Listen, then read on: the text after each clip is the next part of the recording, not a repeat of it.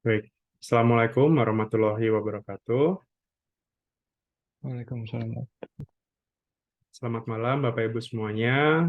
Selamat datang kembali di Brevet Pajak yang angkatan yang ke-7 ini. Em, kita terakhir ketemu di hari Sabtu ya, di hari Sabtu kemarin, dan kita akan melanjutkan pada malam hari ini, hari Selasa, tanggal 5 September 2023, awal bulan ya. Semoga Bapak Ibu masih dalam kondisi yang bahagia gitu ya, karena masih awal bulan. Em, Pada malam hari ini kita masih membahas mengenai PPh orang pribadi untuk sesi yang keempat atau eh, besok berarti sesi yang terakhir ya, sesi yang kelima. Kalau sesi yang kemarin-kemarin dari sesi 1 sampai sesi 3 kemarin kita sudah membahas bagaimana eh, apa itu PPh, kemudian lebih spesifik lagi apa itu PPh untuk orang pribadi. Kemudian kita juga sudah eh, belajar gitu ya, berdiskusi bagaimana cara menghitung PPh orang pribadi menggunakan norma maupun menggunakan pembukuan seperti itu ya gitu. Nah, malam hari ini kita akan melanjutkan sisa pertemuannya membahas mengenai teori, dan juga nanti akan ada studi kasus juga eh, terkait khususnya apabila suami istri gitu ya, suami istri memiliki dua penghasilan, bagaimana kalau misalkan penghasilan tersebut digabung, bagaimana kalau misalkan terpisah, dan seperti apa nanti PPh UMKM-nya seperti itu ya gitu. Nah, untuk itu langsung saja saya akan share screen.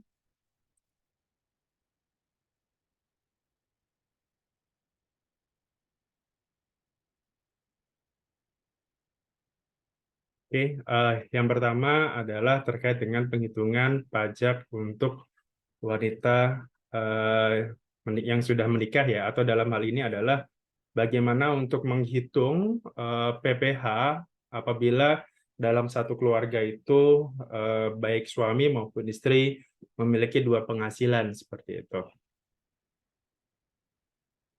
Oke, yang pertama adalah eh, posisi SPT, sorry, posisi PP orang pribadi itu pada dasarnya NPWP itu pada dasarnya adalah satu kesatuan ya. Jadi satu keluarga adalah satu kesatuan gitu. Artinya ketika misalkan katakanlah seorang suami sudah bekerja dan sudah ber-NPWP, maka istri walaupun dia sudah bekerja, walaupun dia berpenghasilan, maka seharusnya ketika penghasilannya itu tidak dipisah, hartanya juga tidak melakukan pisah harta, maka sebaiknya NPWP-nya itu digabungkan saja dengan suaminya seperti itu. Makanya salah satu klausul atau salah satu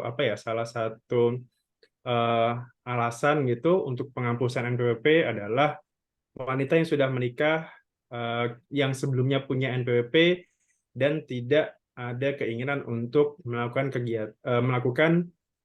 kewajiban perpajakan secara terpisah seperti itu ya. Jadi salah satu alasan, kalau mungkin sempat dibahas di materi KUP terkait dengan penghapusan NPWP, salah satunya adalah itu.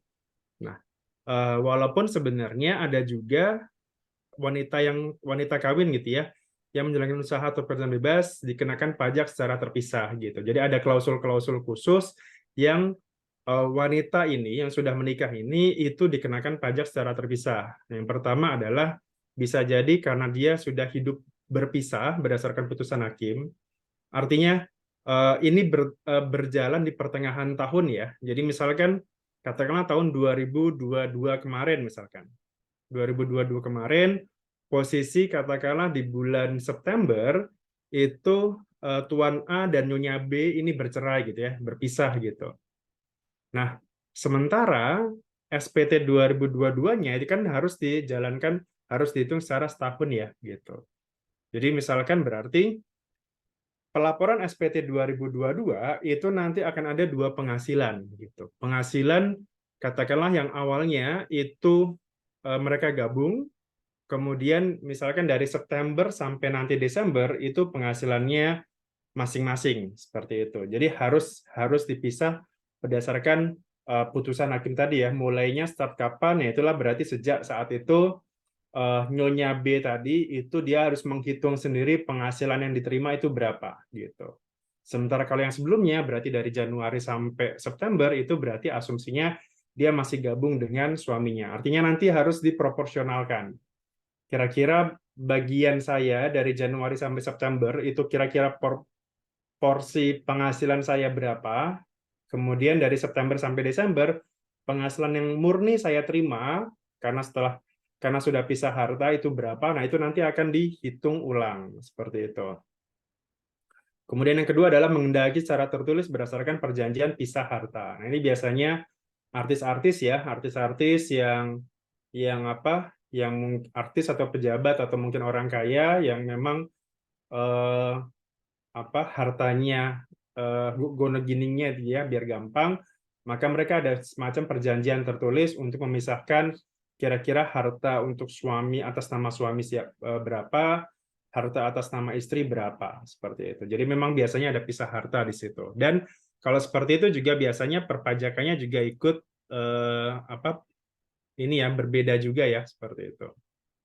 Kemudian yang ketiga, memilih melaksanakan hak dan kewajiban perpajakan secara terpisah. Nah, ini berarti eh, tidak perlu adanya putusan hakim dan tidak perlu adanya perjanjian pisah harta. Jadi ini biasanya yang mungkin masih banyak ya, yang mungkin masih banyak. Cuman eh, ini yang nomor 3 ini itu nanti akan ada konsekuensinya. Gitu. Bisa jadi nanti akan ada konsekuensinya.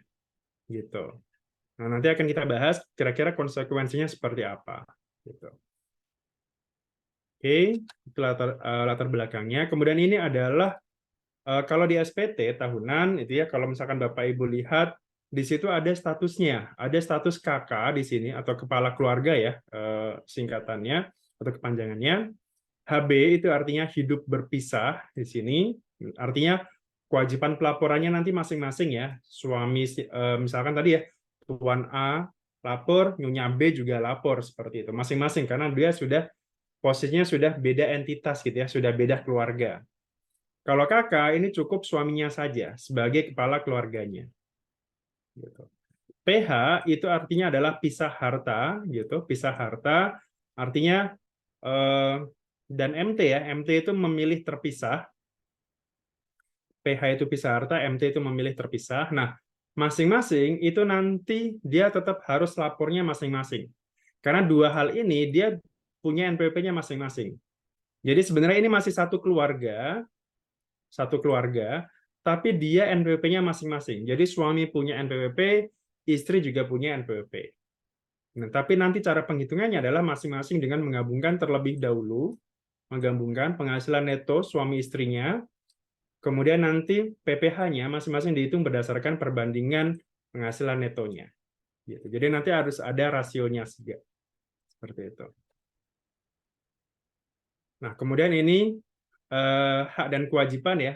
Hak dan kewajiban apabila yang di sini adalah bergabung, jadi penghasilan suami istrinya ini gabung, dan yang ini adalah secara terpisah dengan suaminya. Gitu. Yang pertama adalah pelaksanaan hak dan kewajiban, yang ini dia menggunakan NPWP suaminya. Gitu. Jadi cukup satu NPWP saja. Kemudian NPWP yang lama gimana Pak? Yang atas nama istri sendiri gitu. Ya udah itu dihapuskan saja gitu. Jadi silakan dihapuskan dengan menggunakan NPWP suami. Terus biasanya kadang-kadang pemberi kerjanya itu nggak mau gitu ya, nggak mau nerima gitu. Kan ini atas nama suami ibu. Saya pengen yang ada nama eh, nama ibu sendiri misalkan gitu. Nah itu kadang-kadang suka kayak gitu juga ya di tempat kerja seperti itu. Padahal aturannya ketika sudah digabung, maka ya sudah, nanti ketika buat bukti potong, buat pembayaran pajak segala macamnya, cukup gunakan yang NPWP suami gitu. Terus nanti laporan SPT istri gimana Pak? Ya sudah, istri nggak usah lapor gitu, cukup suami saja yang lapor. Nah nanti laporan gimana? Nanti ada mekanisme pelaporannya sendiri ya, seperti itu. Kemudian kalau dia terpisah ya sudah berarti masing-masing sendiri gitu. Suami sendiri, istri juga sendiri seperti itu. NPWP yang telah ada ini tadi ya dihapuskan saja di situ. Kemudian ketika yang ini ya sudah dia tetap gitu ya, tetap menyampaikan jadi ada kewajiban menyampaikan surat pernyataan mengenai kewajiban pajak secara terpisah. Cuman ini jarang apa ya? Saya jarang menemui ya surat pernyataan seperti ini karena mungkin tidak terlalu banyak yang apa menggunakan atau mungkin nggak tahu juga ya. Cuman saya jarang menemukan surat pernyataan seperti ini. Gitu. Walaupun sebenarnya ini nanti akan lumayan apa?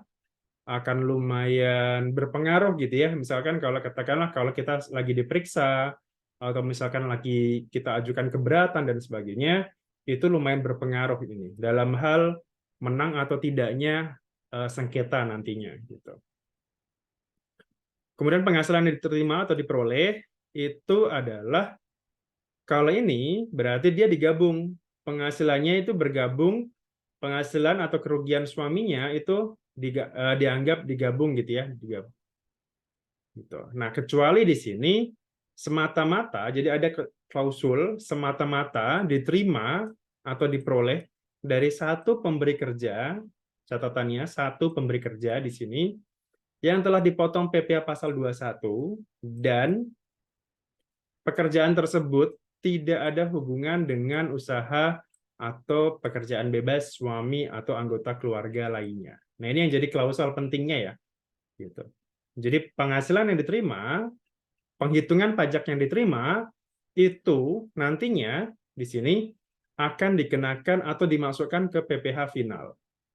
Dengan catatan apa? Tadi ya, satu pemberi kerja yang telah dipotong pasal 21 dan pekerjaan tersebut tidak ada hubungan dengan usaha suami atau keluarga lainnya. Itu yang jadi catatan.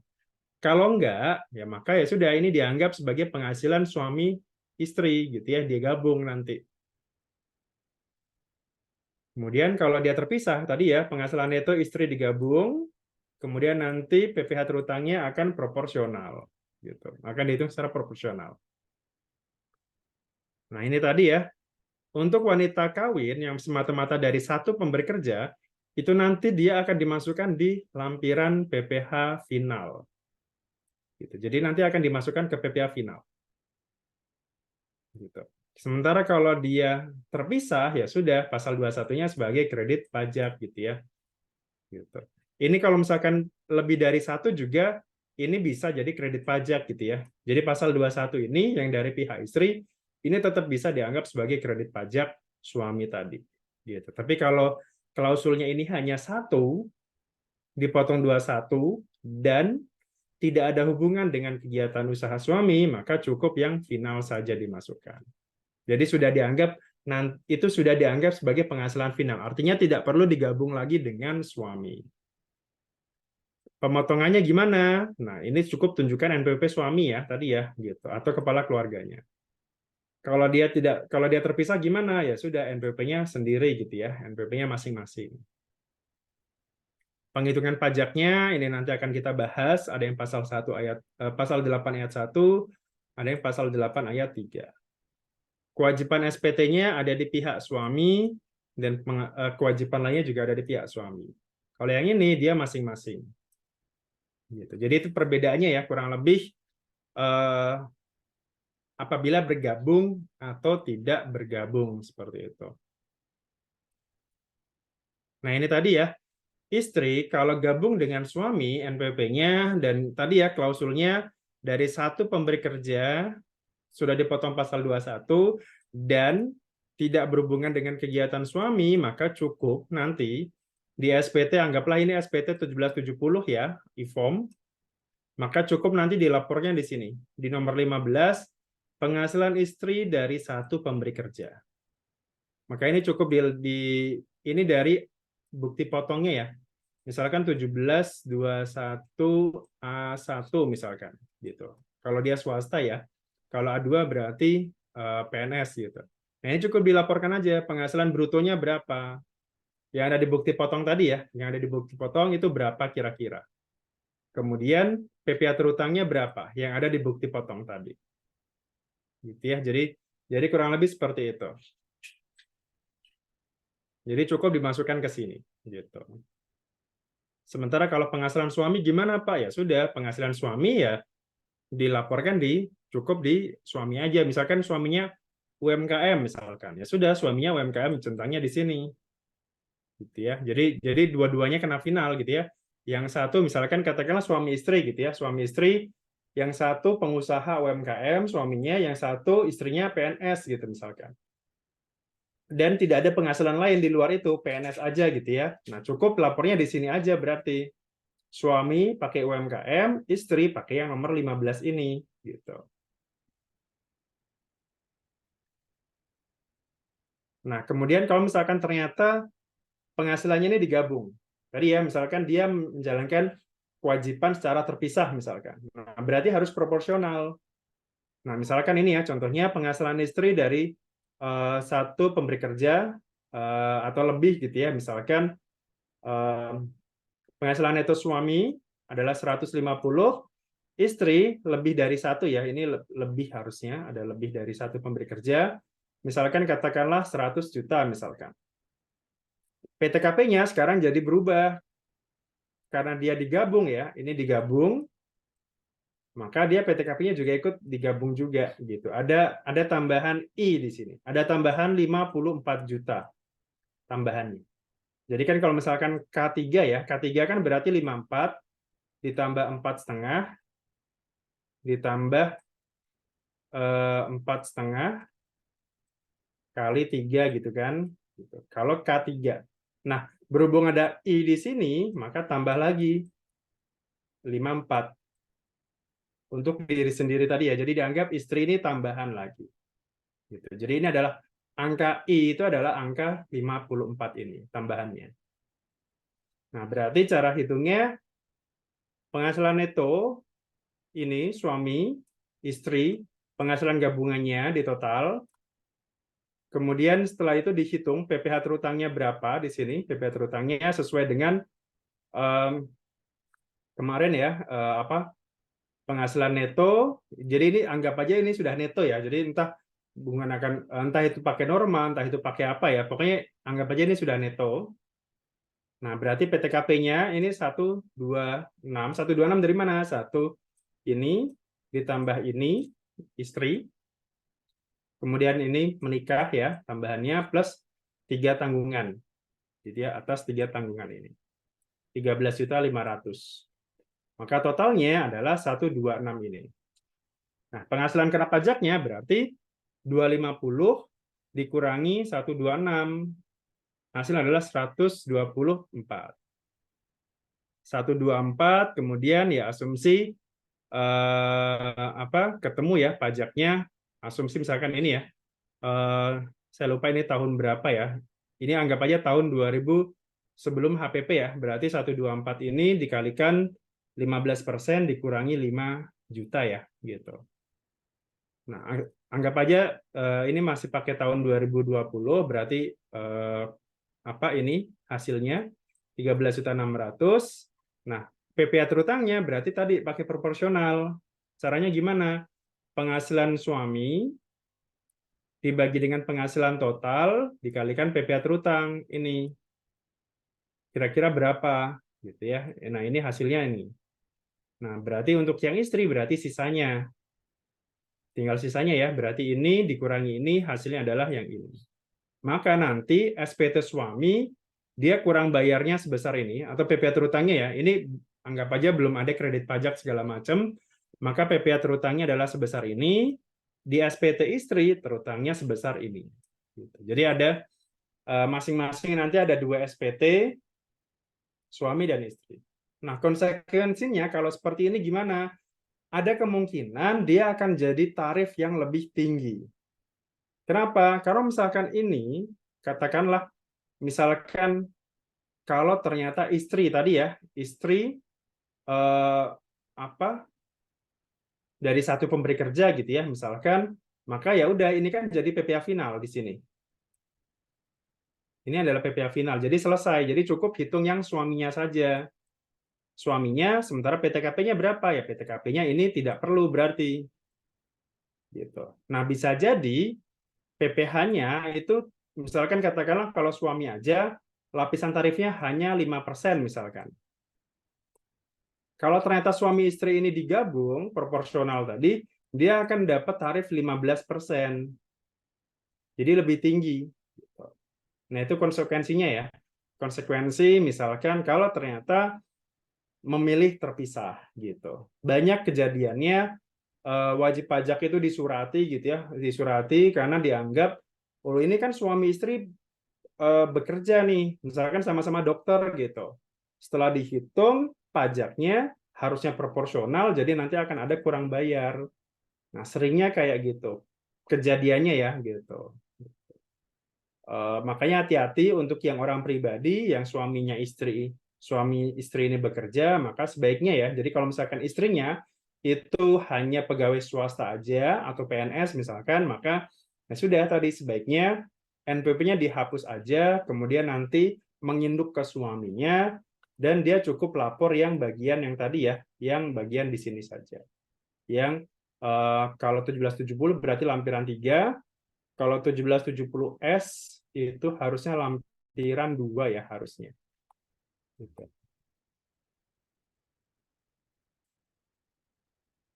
Oke, itu terkait dengan untuk yang orang pribadi menikah, wanita kawin. Sebelum masuk ke materi UMKM, silakan ada yang mau didiskusikan atau ditanyakan? Kan?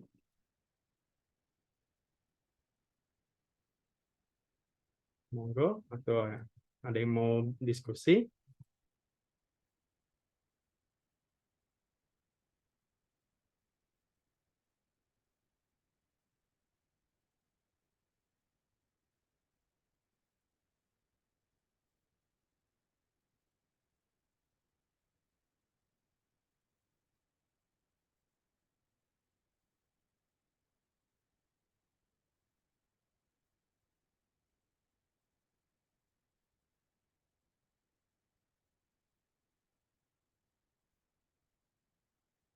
Udah, kita lanjutkan.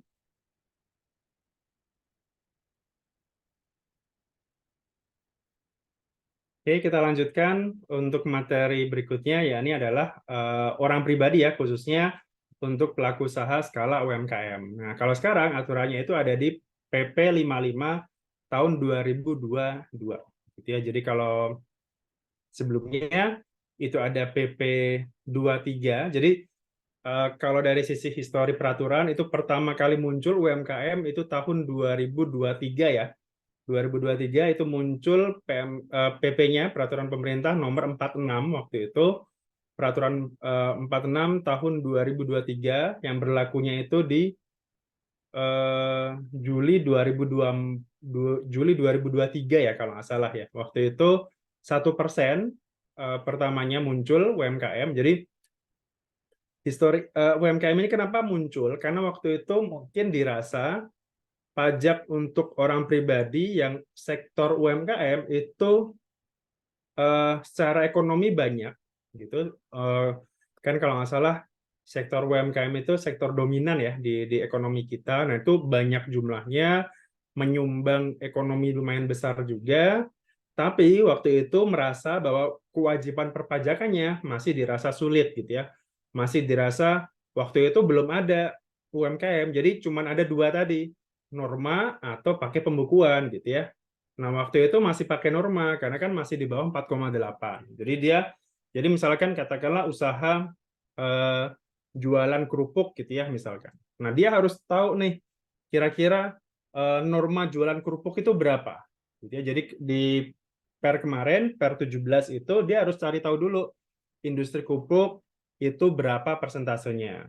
Industri apa gitu itu berapa persentasenya. Jadi kemudian setelah itu dikurangi PTKP, dihitung tarif segala macam. Kalau ada kredit pajak, ada pasal 25 dan sebagainya. Artinya itu waktu itu masih rumit gitu ya. Jadi waktu itu presidennya masih SBY ya kalau nggak salah.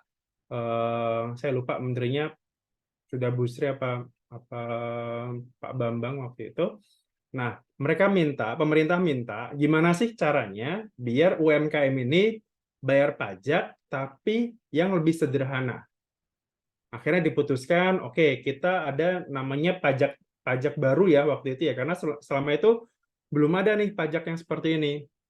Artinya ya sudah, masuknya ke final, jadi ranahnya ke final biar gampang ya. Jadi nggak perlu ada hitung ulang, tidak perlu ada kredit pajak segala macam. Masuknya tambahan di PPh final, kemudian tarifnya berapa? Akhirnya waktu itu diputuskan tarifnya 1% dari mana? Dari omset. Jadi bukan dari laba, bukan dari neto, bukan dari penghasilan neto. Harusnya penghasilan itu kan neto ya, gitu. Nah, ini dari peredaran usaha, dari omset. Artinya kotor, gitu ya. Belum dikurangi biaya-biaya segala macam. Makanya ketemu angka 1%. Kemudian setelah berjalan beberapa tahun, waktu itu istilahnya ada, dia bisa naik turun ya. Jadi misalkan tahun ini UMKM, tahun depan dia non UMKM karena omsetnya naik, dia keluar dari UMKM. Kemudian turun lagi, masuk lagi seperti itu. Jadi aturannya seperti itu, memang fleksibel. Cuman waktu itu ternyata 1% itu dianggap masih termasuk tinggi. Karena mungkin marginnya juga nggak besar-besar banget. Dan ini dari bruto ya, bukan dari neto. Artinya sebenarnya 1% pun juga lumayan gitu ya, gitu.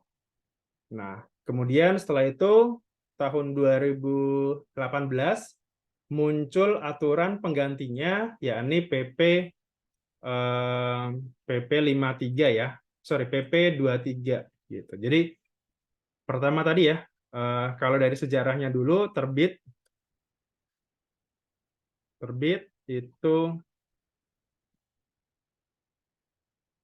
tadi ya adanya PP 46 tahun 2023 ya kalau nggak salah ya. Saya lupa 2003 atau 2004 gitu. Seingat saya 2023 karena mulainya itu Juli ya, Juli 2023.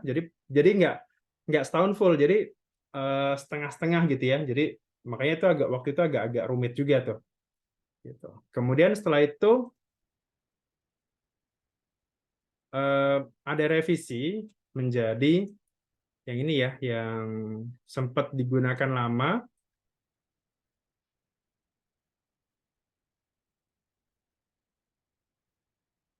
yakni PP 23. Ini juga uniknya itu adalah karena ini tarifnya 0,5%, artinya kan dipotong setengah ya. Jadi ini juga unik, dari 46 jadi 23. Jadi kan dipotong setengah juga kan, dibagi setengah kan 23 gitu ya. Jadi filosofinya cocok loginya seperti itu gitu. Walaupun saya nggak tahu apakah beneran dipersiapkan nomor ini ataukah ya udah kebetulan aja gitu ya. Gitu. 46 ke 23 setengahnya. Dari yang awalnya ini adalah 1%,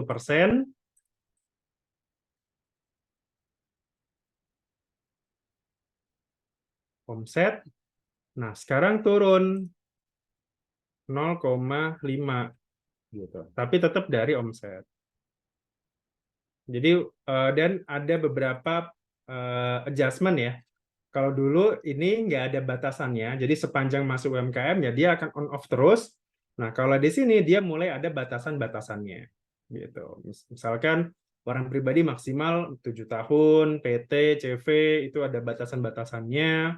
Kemudian sekali dia tidak menggunakan ini, maka seterusnya tidak boleh UMKM dan sebagainya. Itu ada di PP 23 ini.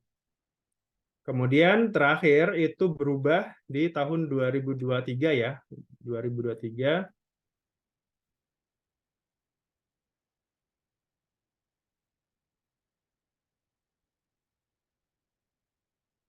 itu PP 55 tahun 2022 gitu. Ini PP, jadi kan sebenarnya sekarang itu pemerintah itu lebih sering menggunakan aturan sapu jagat ya. Jadi satu PP, satu aturan itu dia untuk semuanya seperti itu. Nah, di PP 55 ini juga sama. Jadi di samping untuk UMKM dia juga ada macam-macam ya. Kalau nggak salah ada perubahan tarif PPh badan, PPh orang pribadi, sama apa lagi ya? Macam-macam ya, saya lupa 55 ini bahasnya apa aja. Natura termasuk juga Natura gitu. Nah, ini perubahannya Sebenarnya dari sisi tarif tidak ada, cuman ini perubahannya adalah dia memasukkan adanya subjek baru, yakni BUMDes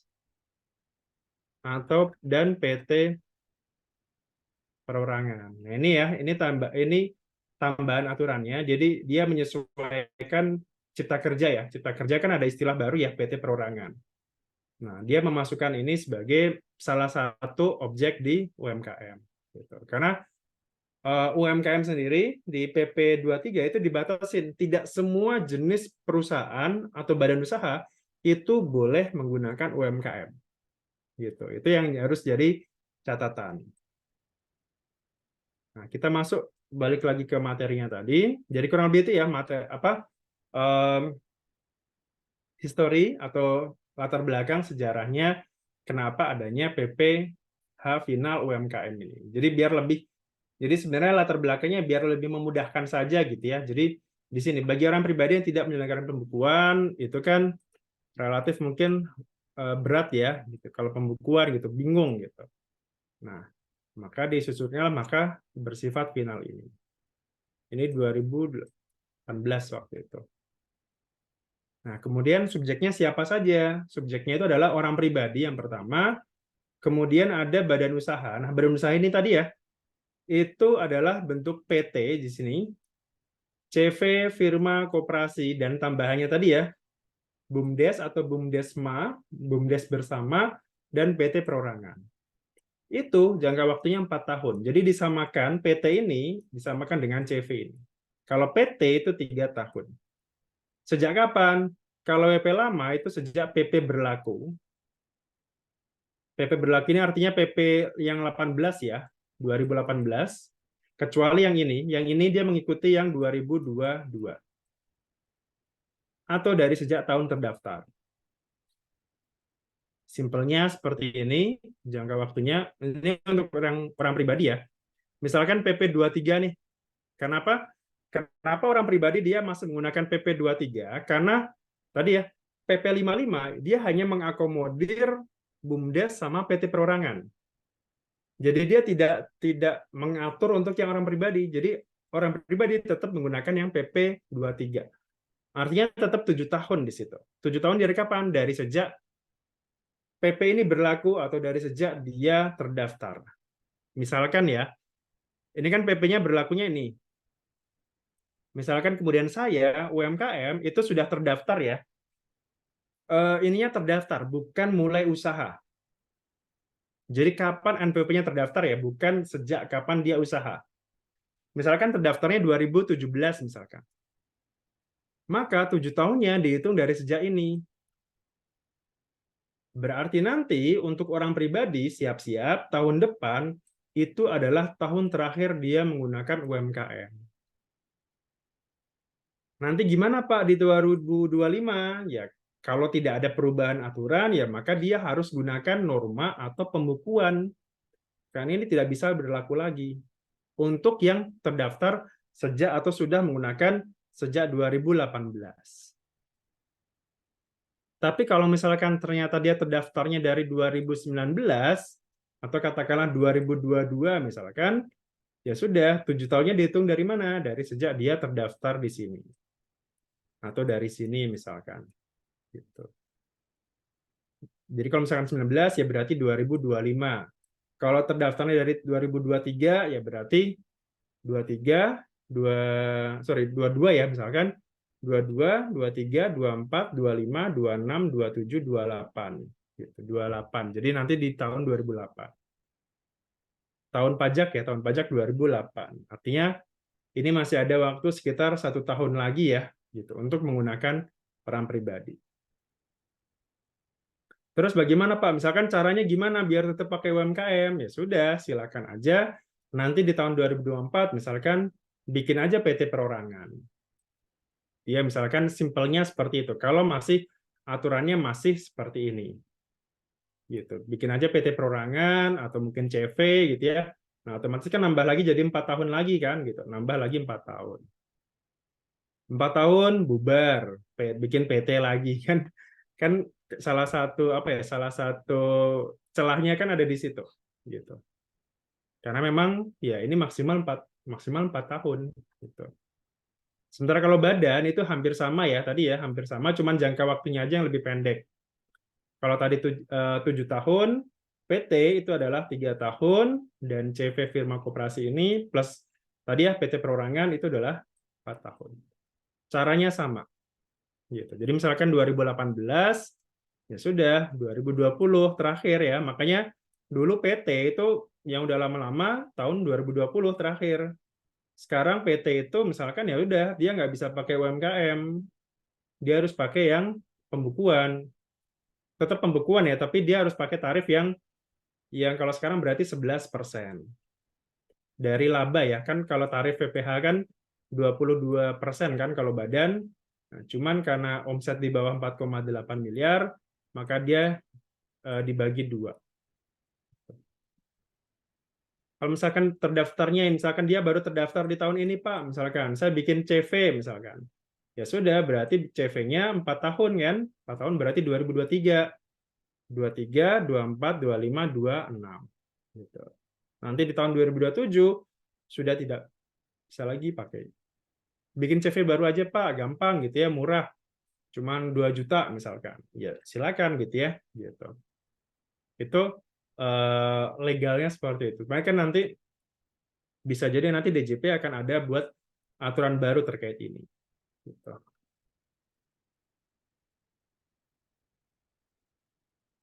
Kemudian, nah ini ya salah satu perubahannya atau perbedaan dengan yang PP 46 dengan yang ini. Kalau di PP 46 dia tidak bisa memilih. Gitu. Kalau di PP 23 dia berhak memilih, dia boleh memilih. Mau pakai norma atau mau pakai UMKM. Tapi selama dia sudah memilih untuk tidak menggunakan UMKM, maka selanjutnya berikutnya tetap harus menggunakan yang tarif pasal 17. Jadi sekali dia tidak menggunakan UMKM, ya udah selamanya nggak boleh pakai UMKM gitu. Kemudian ada badan, WP Badan yang memperoleh fasilitas 31A Undang-Undang PPH, dan ini adalah terkait dengan yang diperdakan di bursa efek ya, atau apa namanya, sahamnya TBK seperti itu. Cuman ya logikanya aja badan yang sudah TBK nggak mungkin lah UMKM gitu kan. Gitu. BUT juga sama ya, nggak mungkin BUT itu UMKM gitu. Dia pasti modalnya gede, gitu. Bentuk usaha tetap. Gitu.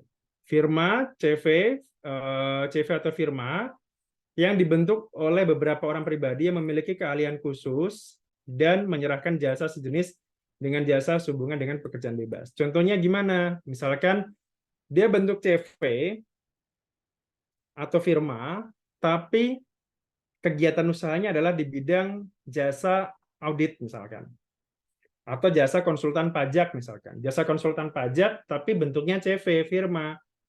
Dia tidak bisa pakai UMKM. Kenapa? Karena di sini memiliki keahlian khusus dan menyerahkan jasa sehubungan dengan pekerjaan bebas. Jadi walaupun bentuknya PT, CV atau firma ya di sini ya, CV atau firma, dia nggak bisa pakai UMKM gitu ya. Jadi dikuncinya di situ. Kemudian objeknya apa? Simple ya kalau ini ya. Sepanjang tidak melebihi 4,8 miliar atas kegiatan usaha. Apa itu? Macam-macam. Dagang, industri, jasa, misalkan kita punya toko, los, pakaian, elektronik, segala macamnya. Intinya yang bukan pekerjaan bebas. Dan omsetnya itu ditotal dari seluruh gerai atau outlet, baik pusat maupun cabang ya.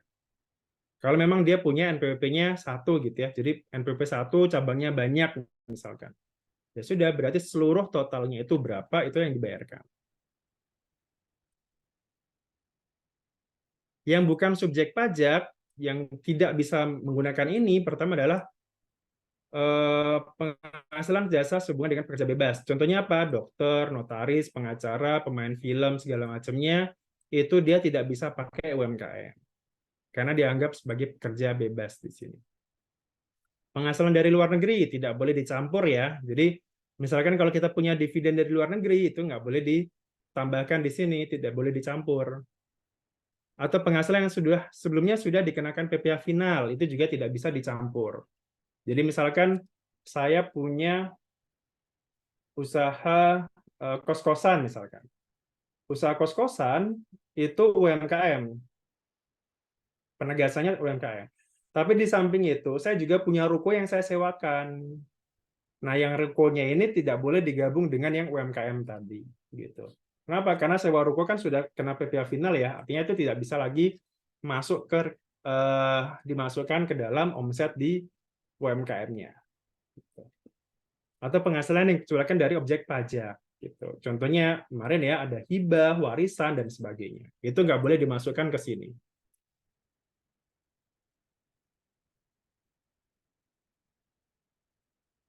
Nah, cara penentuannya gimana? Misalkan ini ya, tahun 2019, misalkan. Tuan A itu misalkan dia punya 3 outlet gitu ya, pasar A, pasar B, pasar C. Ini kalau kita jumlah semuanya, itu kan 5 miliar ya di sini ya, misalkan. Berarti 2019, ini kan masih 5 miliar nih. Maka di tahun 2020, dia tidak bisa lagi digunakan untuk PPh final. Karena sudah melebihi 4,8 miliar. Nah, untuk yang ini gimana Pak 19-nya? Kan ini 5 miliar. Nah, berarti di apa istilahnya dihabiskan dulu gitu ya. Karena ada pertanyaan juga, misalkan Pak bulan November omset saya sudah 5 miliar Pak. Berarti gimana pajaknya?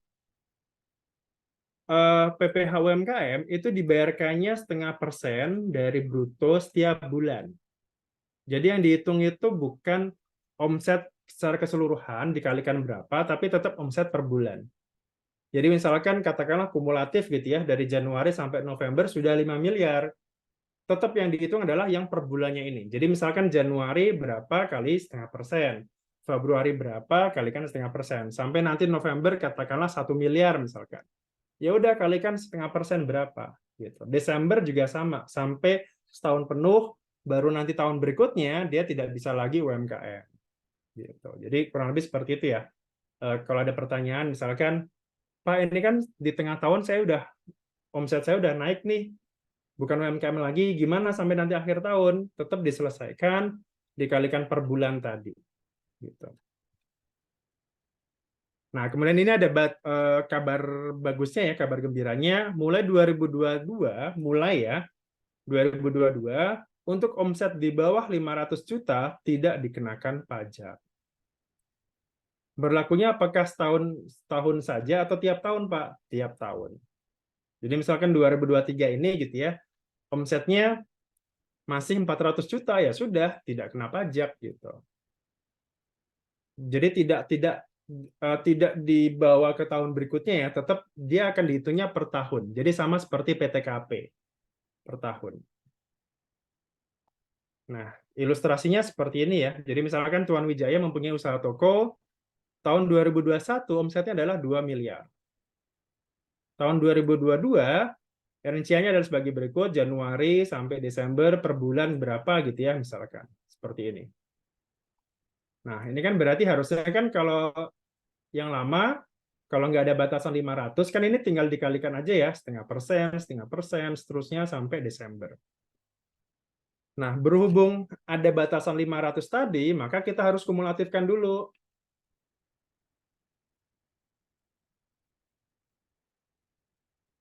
Ini misalkan ya, Januari omsetnya 150. Februari berarti kan ini tambah ini ya.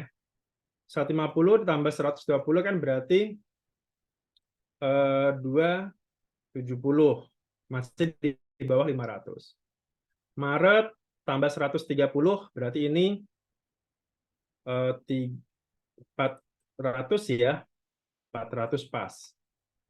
April di sini 170, berarti kan totalnya kan sudah 570 ya. Nah, berarti sudah di atas ambang. Yang dikenakan pajak berapa?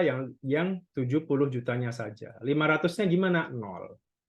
Jadi khusus April yang dikenakan pajak cuma yang 70 juta saja kali 0,5%. Gitu. Oh ya, ini harusnya 0 ya. Ini saya coret harusnya. Gitu. Mei sampai dengan Desember ya dia tetap akan dikenakan pajak seperti biasa. Jadi ini dikalikan 1,5 semuanya. Jadi lumayan hemat ya. Jadi Januari, Februari, Maret itu tidak perlu bayar pajak. Yang ini cukup yang 70 jutanya saja. Jadi karena sudah di 500 ini dikurangi ya. Sisanya ini sama semua. Jadi kurang lebih seperti itu ya cara menghitung UMKM. Ini paling gampang. Jadi ini nggak ada istilah PTKP, nggak ada yang namanya penghasilan kena pajak, tarif pasal 17, berlapis segala macamnya nggak. Bruto kali berapa persen selesai. Gitu. Kemudian ini adalah kode bayarnya ya, kode billingnya. Kalau di store sendiri, kalau dia dipotong oleh pihak lain.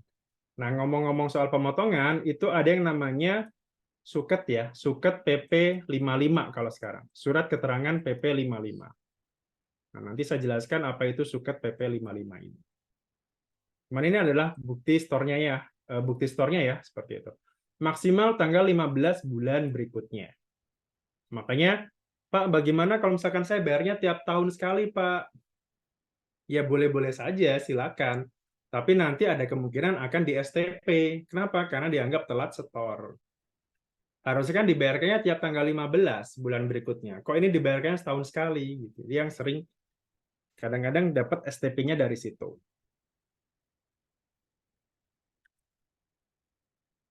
Nah, ini cara buat kode billingnya ya seperti biasa ya. Jadi kita masuk ke bayar, pilih e-billing di sini. Kemudian ya tinggal kita pilih saja per bulan ya. Jadi Agustus, kemudian ini Agustus, tahun pajaknya berapa, ini bayarnya berapa gitu. Pilih yang ini ya kodenya ya. Final 420. Kalau dia store sendiri. Kalau distorkan oleh pihak lain, pihak pemotong itu 423 tadi ya. Nah, ini yang harus diperhatikan. Ini adalah kode billingnya. Ini ada jangka waktunya biasanya 30 hari ya. Ini 30 hari biasanya, dan ini pastikan benar seperti ini.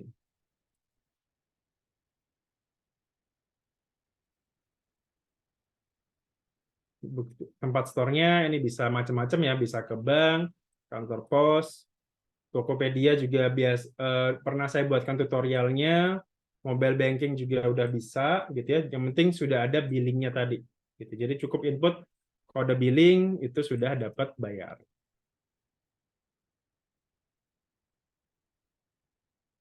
Nah, ini tadi ada yang namanya surat keterangan PP 55. Ini fungsinya buat apa? Untuk biar kalau kita transaksi dengan rekanan, entah itu pemerintah atau swasta, kita tidak dipotong pasal 22 atau pasal 23. Kenapa? Karena ini ada irisannya. Gitu. Jadi sederhananya misalkan katakanlah PTA gitu ya. PTA misalkan ada transaksi dengan PTB misalkan. Terkait jasa misalkan. Harusnya ini kan jadi objek pasal 23 ya. Jadi PTB itu akan memotong pasal 23 atas pemberian jasa yang dilakukan oleh PTA ini. Harusnya seperti itu. Nah, berhubung PTA ini adalah UMKM, maka harusnya dia akan memberikan surat keterangan ini. Jadi kayak semacam surat keterangan tidak mampu gitulah ya. Misalnya biar dapat bantuan istilahnya gitu. Jadi biar si PTB ini tidak memotong pasal 23, kenapa biar tidak dipotong? Karena nanti kalau misalkan ini dipotong, itu kan jadi kredit pajak. Asumsinya berarti apa? Pasti SPT-nya akan LB, akan lebih bayar. Padahal kan ya PTA buat apa lebih bayar? Wong saya sudah final kok gitu ya. Gitu. Jadi alasannya itu kenapa ada suket. Nah, berhubung jadi biar tidak dipotong pasal 23, maka PTA itu akan mengajukan suket ini ke DJP, kemudian nanti akan dapat surat keterangan ini, dan nanti akan diberikan ke PTB. Pak, ini loh saya punya suket, gitu. Saya punya, istilah tadi ya, surat keterangan tidak mampu lah, misalkan gitu. Saya punya surat keterangan tidak mampu, Pak. Tolong saya diberikan bantuan, gitu. Saya jangan dipotong pasal 23, saya jangan dipotong 2%, tapi silakan potong tapi cuma 0,5%. Nah, tadi ya, itu yang nanti bagi si PTB-nya, itu akan membuat bukti potong, sorry, bukti setor, tapi kodenya adalah yang tadi ya, yang ini. Yang 423 ini. Gitu. Jadi, dia akan, si PTB yang akan buat bukti potong. Nah, caranya ini ya. Jadi untuk suket itu tinggal kita login aja ke DJP Online ya.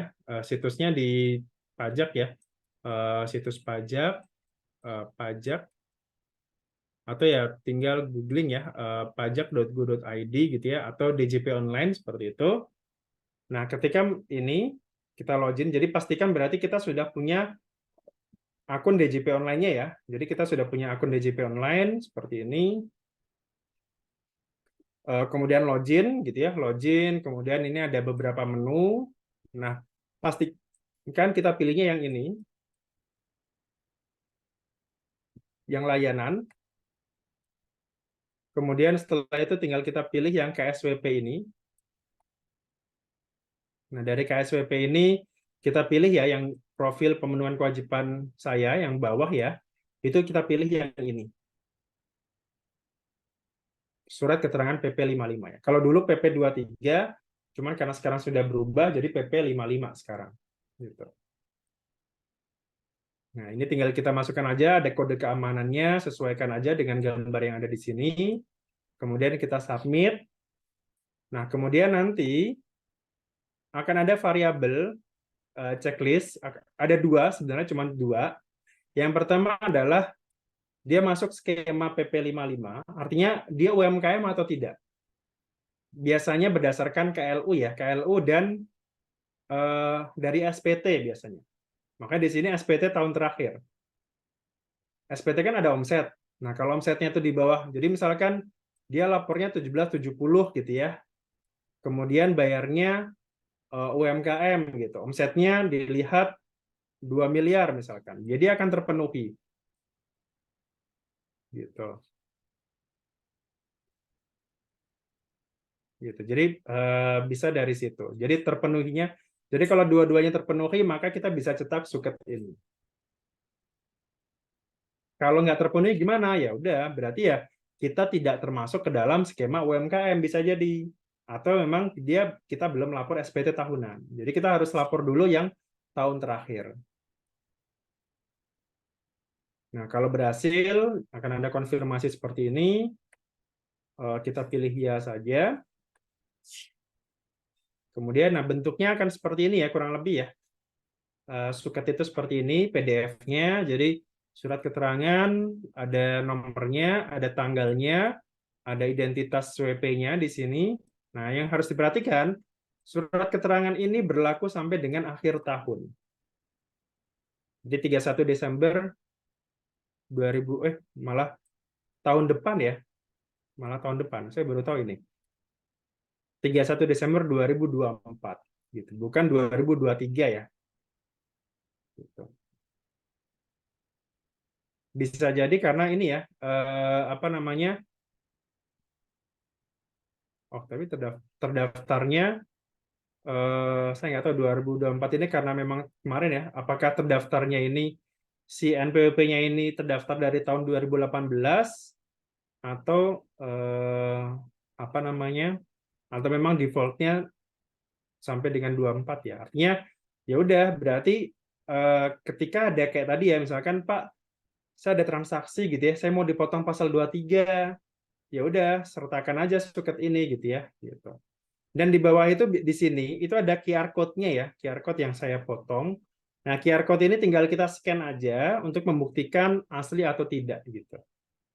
Jadi kalau misalkan kita scan ada rinciannya gitu ya, ya harusnya ini asli gitu. Dan ini bisa dilacak ya, apa di rumah dokumen kalau nggak salah. Gitu. Ini tadi ya, yang harus diperhatikan ini tadi.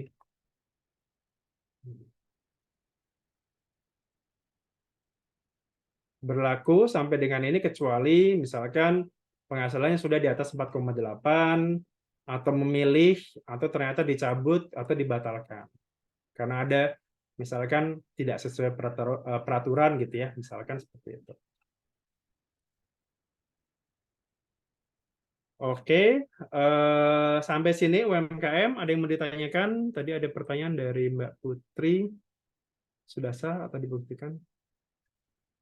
Tadi ya, kalau nggak salah di bawah itu ada QR code-nya. Nah, itu tinggal scan aja QR code-nya pakai HP bisa. Nah, harusnya sih kalau misalkan asli itu bisa bisa apa?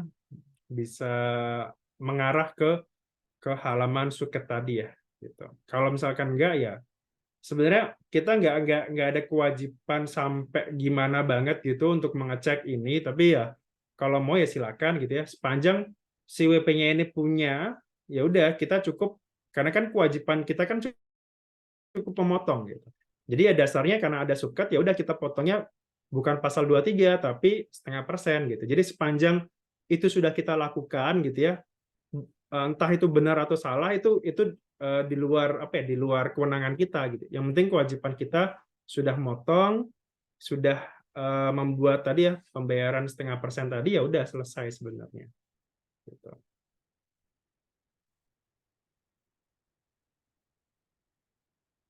Kalau sudah terlanjur potong 2% gimana? Kalau bagi si penerima itu saya nggak tahu apakah sekarang sudah bisa di PBK atau tidak ya. Karena dulu kalau dulu itu tidak bisa di PBK gitu. Karena apa? Karena pada saat itu dia tidak bisa menunjukkan suketnya gitu. Nah, kalau sekarang misalkan nih karena kesalahan potong ada suket tapi si si pemberi kerjanya itu terlanjur motong pasal 22, nah coba diajukan PBK ya, coba diajukan PBK apakah boleh gitu ya dari yang 2% tadi di PBK-kan ke PPA final gitu. Jadi eh, ke cek ke KPP-nya ya, KPP apakah ini bisa di PBK atau tidak gitu. Kurang lebih seperti itu Ibu Astriatul. Oke, ada yang mau ditanyakan lagi? Silakan.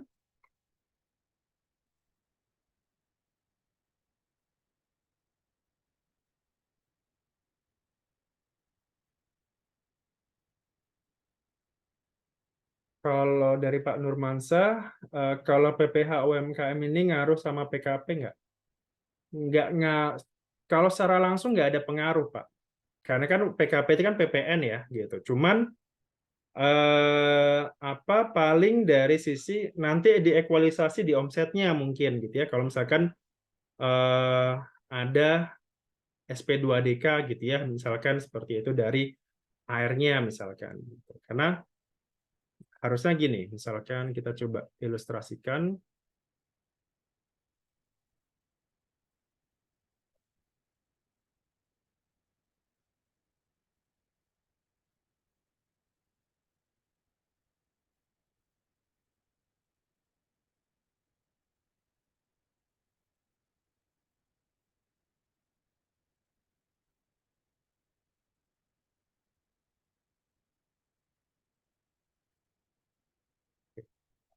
Ini misalkan dari sisi PPN,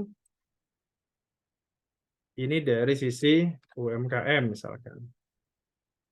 Ini bulannya.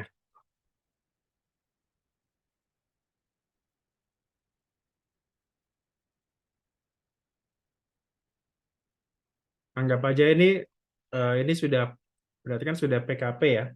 Nah, anggap aja harusnya omset di PPN dengan UMKM kan harusnya sama ya. Jadi misalkan ini Januari katakanlah omsetnya itu 100 juta misalkan.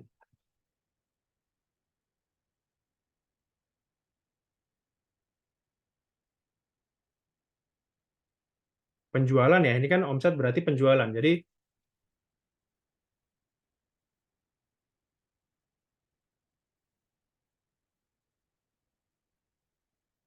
kan harusnya beririsan seperti itu. Jadi misalkan ini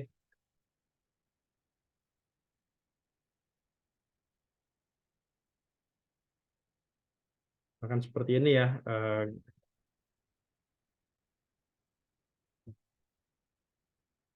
Nah, ini harusnya sama ya asumsinya gitu. Nah, kalaupun misalkan terjadi selisih, misalkan bisa jadi seringnya ini lebih besar. Misalkan katakanlah misalkan ini ya.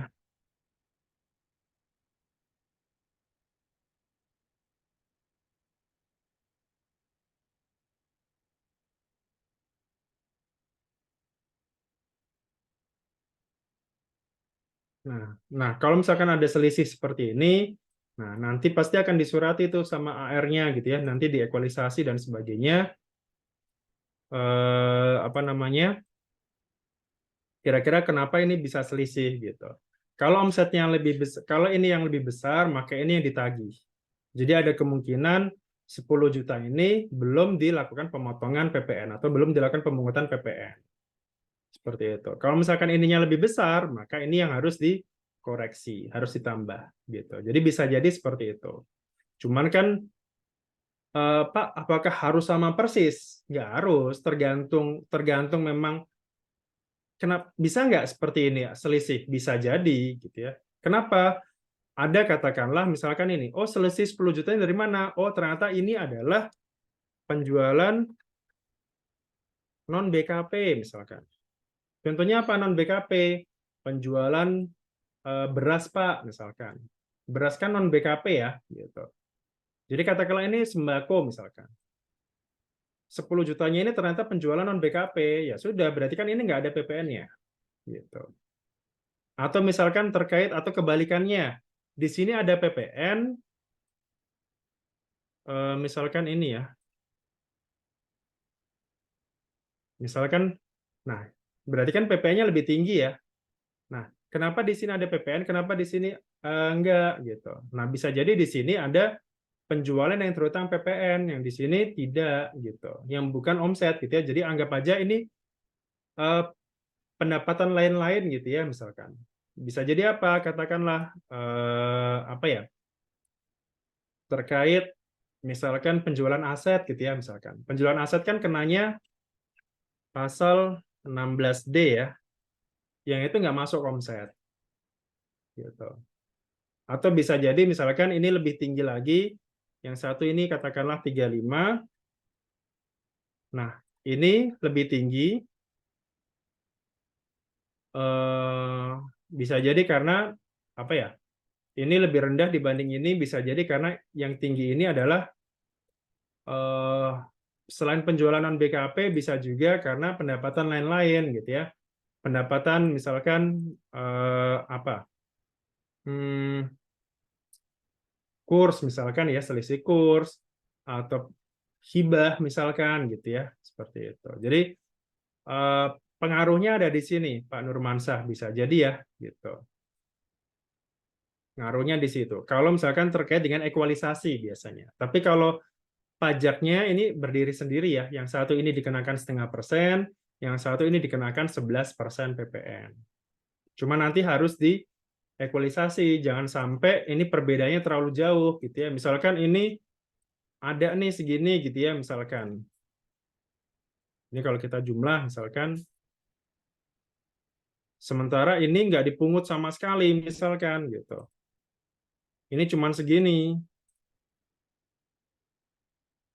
Nah, selisihnya, ini berarti kan selisihnya, nah akan jadi perhatian, kok selisihnya jauh banget? Iya Pak, karena waktu itu ini saya belum PKP Pak, gitu. Bulan ini saya belum PKP, jadi saya belum bisa mengut PPN misalkan. Bisa seperti itu. Jadi ya, ya macam-macam lah ya ekualisasi itu, gitu.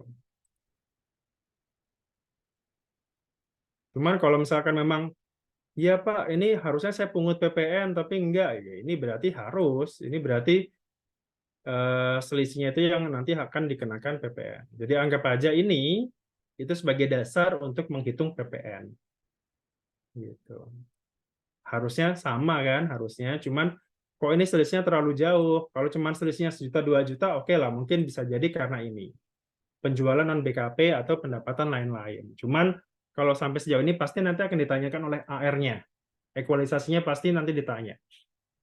Kok jauh banget seperti itu. Kemudian dari Pak Nurmansah lagi, kalau tahun ini masih dalam tahun pajak 3 tahun masih pakai UMKM bisa. Jadi kalau tahun ini ya, eh, intinya tadi ya 3 tahunnya itu dari sejak tahun terdaftar, gitu ya. Eh, masih bisa pakai UMKM bisa. Kemudian omset penjualan PPN ya ini ya tercatat di web e-faktur. Iya, web e-faktur itu kan ya di web e-faktur apa di e-faktur juga bisa, Pak. Intinya yang pajak keluaran itu ya, pajak keluaran itu adalah omset Bapak gitu. Kan pakai aplikasi e-faktur itu kan. Nah, aplikasi e-faktur kan ada dua tuh, pajak keluaran sama pajak masukan. Nah, pajak keluaran itulah kita anggap sebagai omset Bapak gitu. Karena kita anggap ketika PKP semua penjualan BKP dia itu harusnya terutang PPN. Maka kita anggap itu sebagai omset. Gitu. Kalaupun ada selisih nanti dengan SPT tahunan, itu harus bisa dibuktikan. Apakah memang tadi ya non BKP ataukah mungkin karena ada hal lain di situ. Kalau web e-faktur ini untuk pelaporannya, tapi juga bisa dilihat di sini ya dari apa namanya yang lampiran SPT Indo kan ada ya penyerahan totalnya berapa gitu ya. Kan kalau di SPT ini kan ada PPN yang dipungut sendiri, yang dipungut oleh pemungut, yang dibebaskan, yang tidak terutang segala macam. Nah, itu di total semua tuh pendapatannya. Nah, itu sebagai penjualan juga bisa. Gitu. Sama-sama, Bapak Nurmansah. Ada lagi, silakan.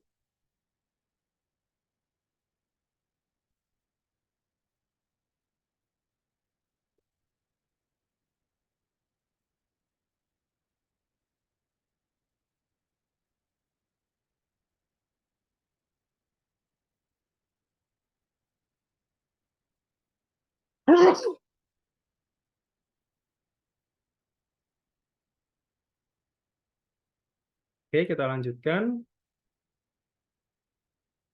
Eh, kita lanjutkan ini pelaporan SPT tahunannya, tapi ini teorinya dulu ya.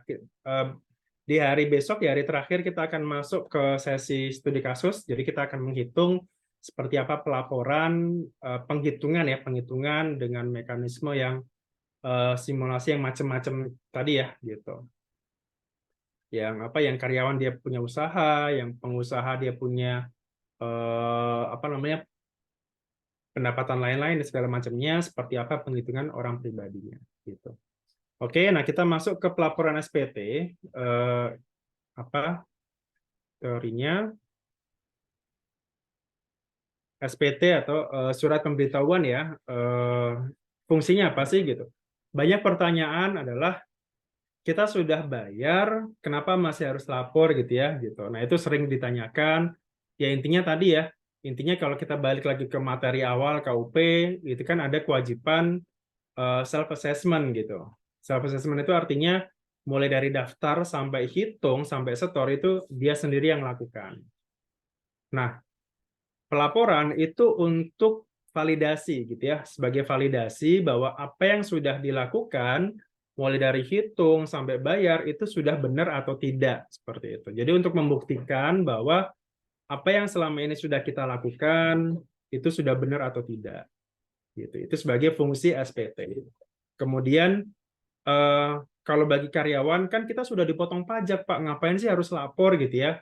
Ya balik lagi, apa yang sudah dilakukan oleh pemberi kerjanya itu sudah benar atau tidak. Jadi ketika kita dapat bukti potong, kita laporkan bukti potong itu benar nggak? Ini sudah sesuai gitu. Itu ya. Jadi itu sebagai cross check aja bahwa ketika sudah masuk SPT-nya maka kewajiban kita sudah selesai. Seperti itu.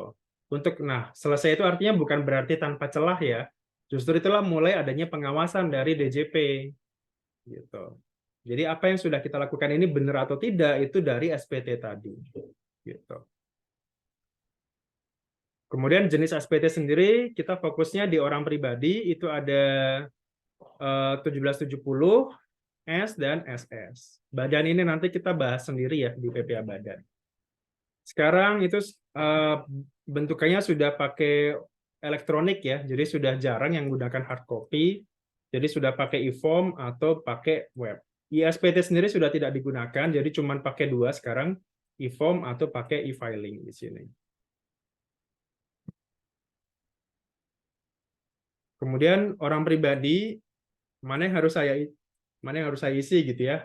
Nah, walaupun ada namanya formulir 1770 SS yang sangat sederhana, dan ada 1770S, 1770, saran saya tetap ya, walaupun seorang karyawan penghasilan brutonya di bawah 60 juta, sebaiknya gunakan yang S gitu ya. Jangan gunakan yang S. Jangan gunakan yang SS. Kenapa? Itu terlalu sederhana untuk diisi gitu. Untuk jaga-jaga ketika nanti misalkan ada kayak kemarin ya, ada program tax amnesty, ada program PPS gitu, SS ini nggak bisa dipakai. Datanya terlalu dummy, terlalu bulat gitu. Kita nggak bisa menentukan harta orang ini berapa aja, nggak bisa gitu. Karena itu terlalu bulat hartanya gitu. Makanya sebaiknya gunakan yang S saja. Karena di S itu ada rincian hartanya. Itu yang sering saya beritahu ke setiap ada pertanyaan seperti itu. Pak, ini saya harus isi apa? Sebaiknya gunakan yang S gitu. Buat jaga-jaga dan harta itu harus diisi. Kenapa penting? Karena balik lagi ya ke kalau nggak salah sesi pertama ya, penghasilan itu sama dengan harta atau investasi plus konsumsi. Nah, ini pentingnya untuk diisi. Kenapa? Karena untuk melihat kira-kira penghasilannya berapa, hartanya berapa, konsumsinya berapa. Kalau di SS dia kita nggak bisa ngelihat itu semua gitu. Jadi makanya sebaiknya yang pakai S aja. Atau ya kalau mau lebih detail lagi silakan gunakan yang 1770. Ini biasanya untuk yang lebih dari satu pemberi kerja ya, karyawan. Pak, karyawan boleh nggak pakai SS? Boleh nggak pakai S? Boleh. Saya tiap tahun lapornya pakai yang 1770. Walaupun posisi sekarang ASN ya, ASN kan harusnya cukup pakai ini saja. Cuman saya pakai yang ini. Kenapa? Karena ini relatif lebih lengkap isinya. Lebih lengkap dan penghasilan lain-lain juga bisa dilaporkan di sini. Gitu. Jadi lebih lengkap, lebih enak ngisinya. Jadi ketika misalkan ada surat atau apa, kita bisa menjelaskan gitu. Oh, ini dasarnya dari ini, Pak. Oh, penghasilan saya dari sini sumbernya misalkan. Itu karena kan balik lagi ya, SPT itu kan dilaporkan secara lengkap, benar dan jelas. Lengkap itu artinya semua lampiran-lampirannya itu bisa kita isi, bisa kita pertanggungjawabkan lengkap. Kita lampirkan bukti-buktinya. Benar itu artinya kita benar cara mengisinya, benar pengisiannya seperti apa, letak-letak kolomnya segala macam, dan jelas itu artinya sumbernya dari mana saja. Sumbernya dari pekerjaan, sumbernya dari usaha, sumbernya dari modal, dan sebagainya itu harus secara jelas. Gitu ya, jadi lengkap, benar, dan jelas. Kemudian ini dokumen yang mau dilampirkan. Kalau orang pribadi, pembukuan, dia harus ada laporan keuangannya. Kalau UMKM, cukup peredaran brutonya saja. Kayak tadi ya, misalkan Januari, Februari berapa, itu omsetnya berapa. Gitu. Jadi ditulis di sini. 1, 2, 3, seterusnya, sampai Desember gitu ya. Misalkan omsetnya berapa di situ.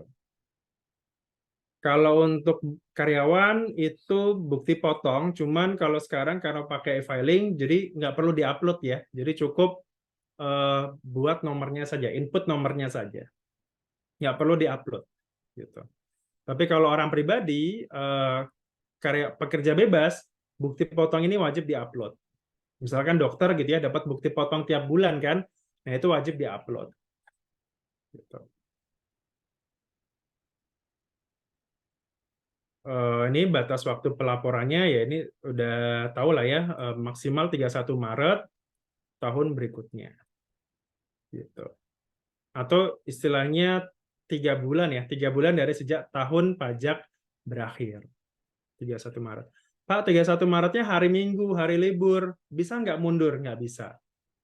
Beda dengan SPT masa ya. SPT masa kan hari kerja berikutnya gitu ya. Nah, kalau ini 31, mau itu tanggal merah, mau itu hari libur, mau itu pemilu misalkan gitu ya, katakanlah ya tetap 31 Maret. Karena kenapa ya? Udah online gitu ya, nggak perlu datang ke kantor pajak gitu.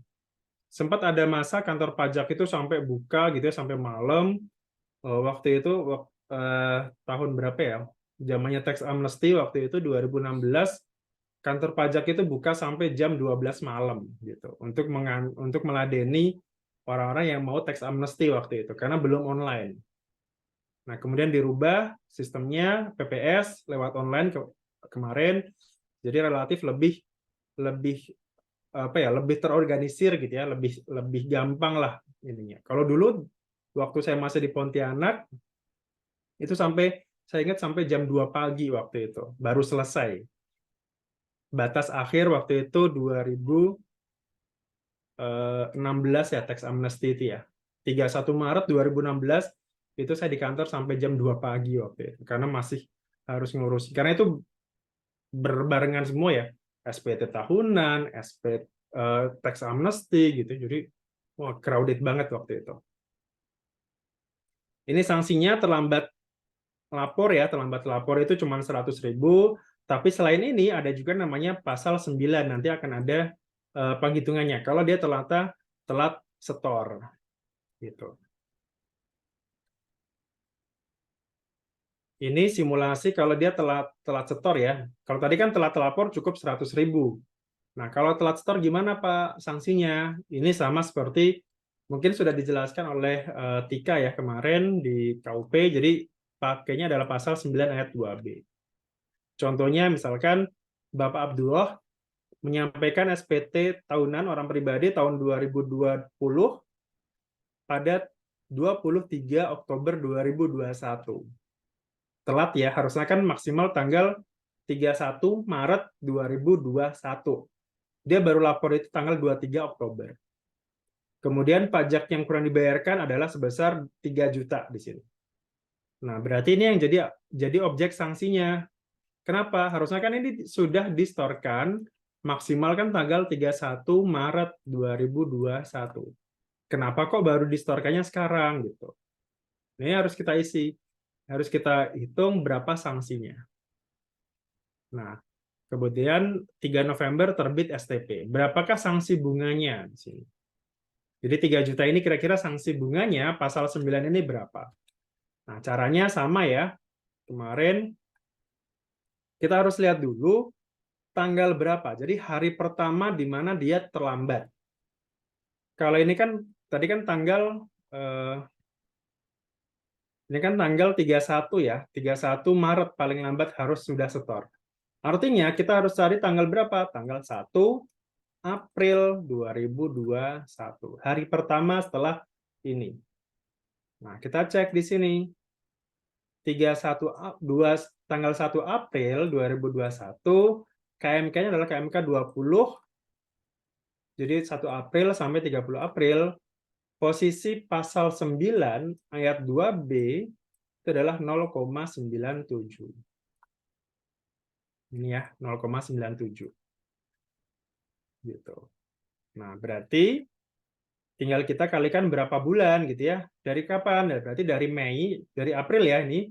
Dari April sampai kapan? April sampai dengan 7 bulan itu April sampai Oktober ya, sampai Oktober. Kan April, Mei, Juni, Juli, Agustus, September, Oktober. 7 bulan. Nah, 7 bulan kali 0,97 kali 3. 3 juta dari mana? Tadi ya, keterlambatan setor tadi. Sanksinya ini. Maka total STP yang terbit adalah pasal 7 ya, pasal 7 Undang-Undang KUP ini maaf. Kemudian pasal 9 ayat 2B 200.000, total STP-nya adalah sebesar ini. Rp303.700. Ini ya kalau ternyata dia terlambat setor.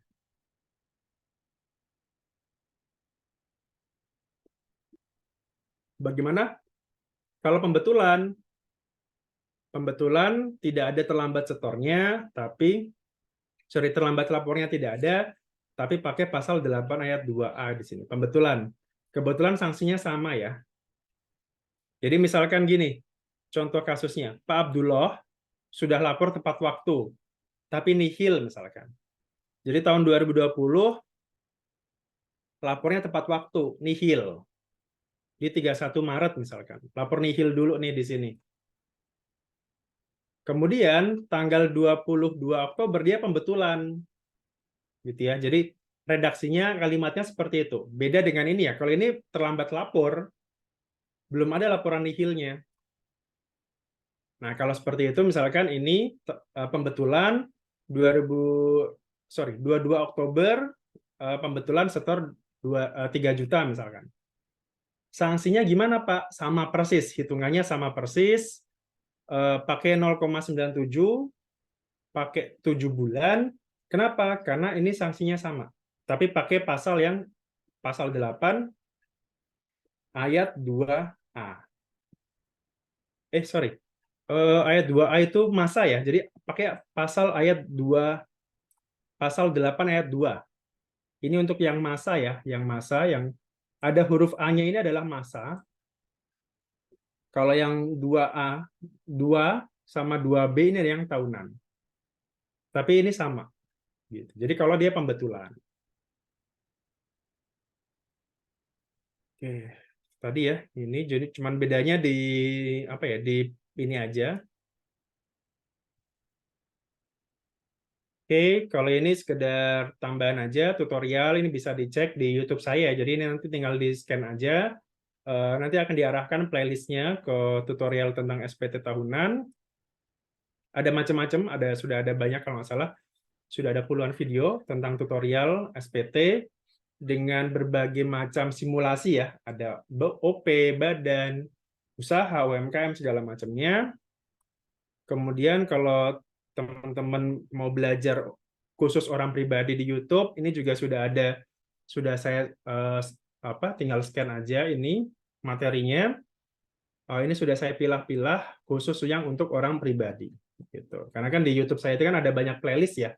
Ada khusus PPN, ada untuk badan, ada SPT segala macamnya. Nah, ini sudah saya pilah juga untuk khusus yang orang pribadi. Misalkan UMKM, termasuk juga misalkan kalau ada pertanyaan-pertanyaan kayak kemarin ya, terkait dengan UMKM 500 juta segala macamnya, itu pelaporannya seperti apa, itu sudah ada di YouTube gitu. Jadi nanti tinggal di-scan aja, ini ada QR code-nya, nanti akan diarahkan ke playlist yang sudah saya siapkan. Oke, barangkali itu terkait dengan materi PPh orang pribadi ya. Besok kita akan masuk simulasi penghitungannya. Ini sekedar sosial media saya bicara pajak, dan podcast ini udah kayaknya udah jarang saya buatkan episode baru ya, karena udah lama juga sih. Gitu. Tapi ini masih ada ya, masih ada. Jadi kalau mau dengerin audionya saja itu ada di podcast. Tapi udah lama nggak upload ya, udah hampir setahun kayaknya. Oke. Itu dari saya. Kita akan coba diskusi di sini. Terima kasih atas waktunya. Kita akan coba sesi berikutnya adalah diskusi dari Ibu Laila Febrina di sini. Pertanyaannya, kalau terakhir bekerja tahun 2017, kemudian bekerja kembali tahun 2023, apakah dalam masa tidak bekerja tetap perlu lapor SPT tahunan orang pribadi? Kalau tidak melapor, apakah ada sanksi? Sebagai informasi, saat bekerja, PPh-nya nihil karena di bawah PTKP. Oke. Ini juga sering ya ditanyakan. Intinya sih tidak.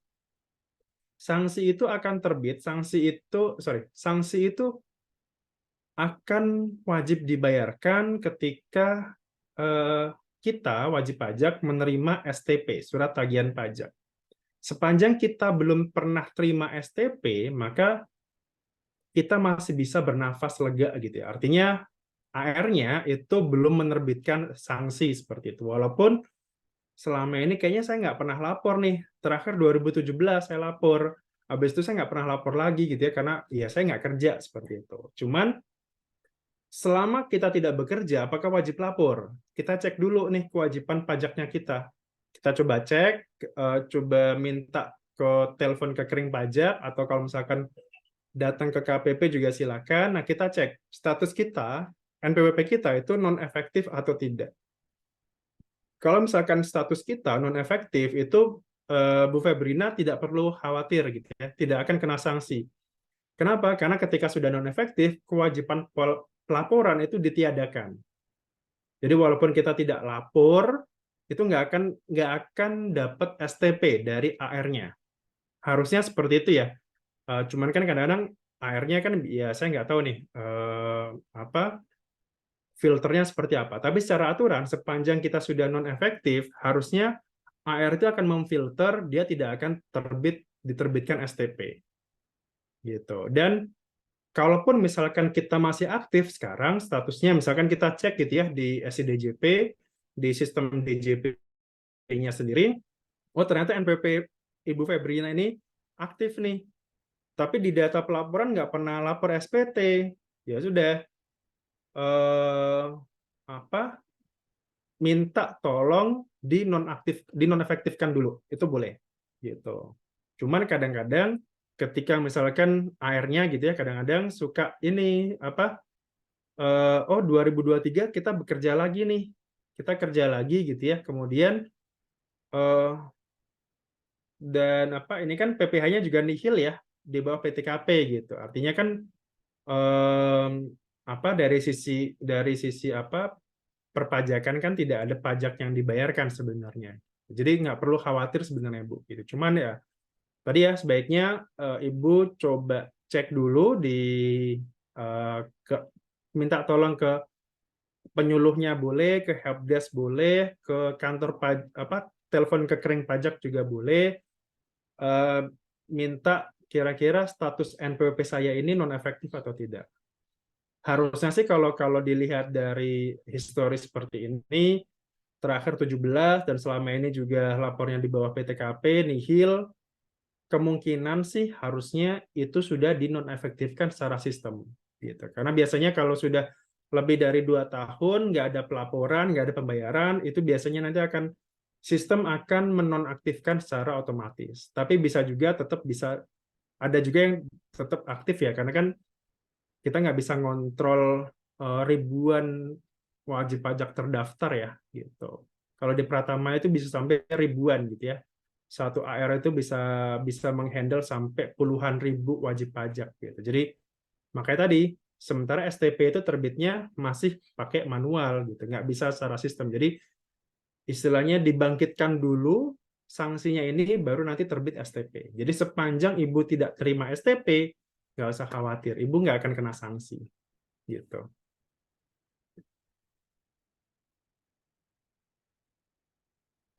Dari Ibu Arum, pekerja tuh nggak perlu lapor SPT masa 21 kan ya Pak, baik dipotong maupun nihil. Iya, PPh pasal 21 itu yang lapor adalah si pemberi kerjanya, si perusahaan. Jadi dia wajib memotong dan melaporkan. Nah, pekerja gimana? Pekerja cukup mendapatkan bukti potong tahunan, gitu. Nanti akan dilaporkan di SPT tahunannya dia. Jadi 21 itu kewajiban bagi si perusahaan, bukan si karyawannya, seperti itu. Apa konsekuensi jika SPT tahunan lebih bayar? Ya pasti nanti akan diperiksa, Pak. Akan apa namanya? Akan dilakukan pemeriksaan. Cuman lebih bayar sendiri kan ada dua ya sekarang ya. Istilahnya kriteria tertentu, syarat tertentu, dan restitusi biasa. Jadi kalau lebih bayarnya, kalau orang pribadi ya, kita bicara di sini orang pribadi. Kalau orang pribadi lebih bayarnya itu kurang dari 1 miliar, saya nggak tahu terakhir itu 1 miliar apa 100 juta ya. Asumsi 1 miliar deh. Kalau lebih bayarnya itu kurang dari 1 miliar, itu istilahnya pengembaliannya itu dipercepat gitu, atau bahasa undang-undangnya itu pengembalian pendahuluan. Jadi kalau sederhananya restitusinya itu dipercepat gitu. Yang harusnya restitusi itu melalui pemeriksaan maksimal 12 bulan, tapi karena pembayarannya itu atau restitusinya atau lebih bayarnya itu kurang dari 1 miliar, maka cukup untuk orang pribadi itu seingat saya cukup 1 bulan ya, atau bahkan kalau sekarang terakhir ada per baru atau PMK baru itu cuman 2 minggu ya kalau nggak salah. Eh,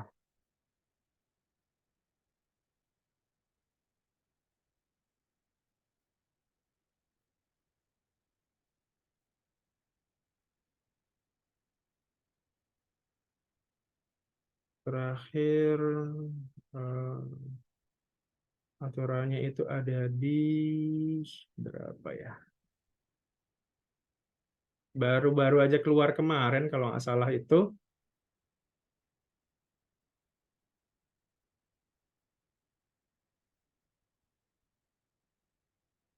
per 5/2023.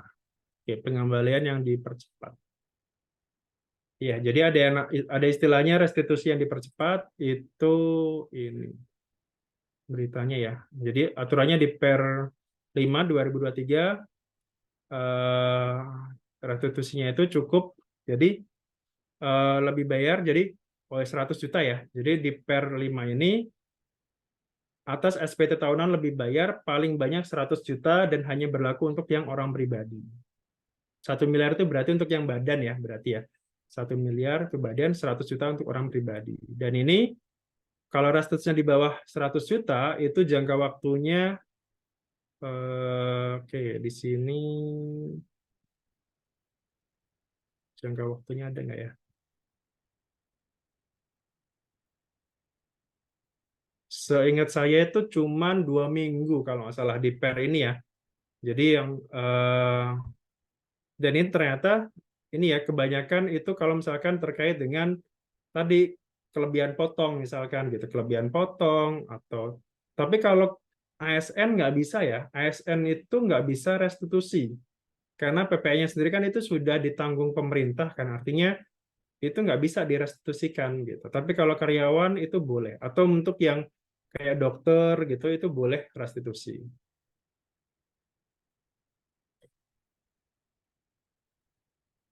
Oke, paling itu ya ada di per 5/2023 gitu.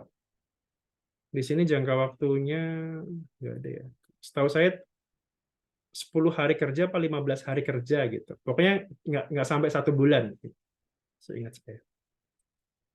Seperti itu, Mas Reynaldi. Cuman ya balik lagi ya, itu karena diskresi kantor, kadang-kadang bisa jadi apa ya, tergantung dari ini ya, dari eh, kalau kalau di pajak itu ada yang istilahnya kalau di pajak itu sekarang sedang ada istilah CRM ya. Eh, jadi dilihat kira-kira apa ya kayak semacam wajib pajak ini itu tuh masuk ke kuadran mana seperti itu. Kalau misalkan ada indikasi si wajib pajaknya ini memang memang tanda kutip nakal gitu ya, misalkan, maka restitusinya itu nggak akan di apa di istilahnya nggak akan disetujui gitu, tapi akan dialihkan ke pemeriksaan seperti itu. Makanya ini kadang-kadang tergantung dari kantornya juga gitu ya, dilihat dari kira-kira wajib pajaknya ini kira-kira patuh atau tidak, istilahnya seperti itu, kooperatif atau tidak.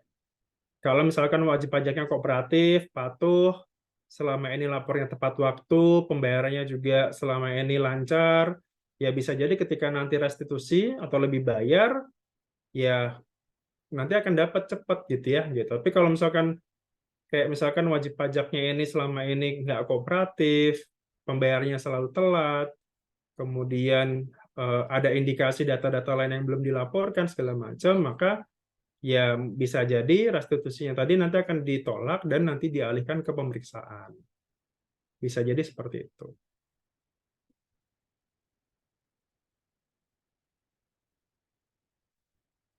Kan ada lagi.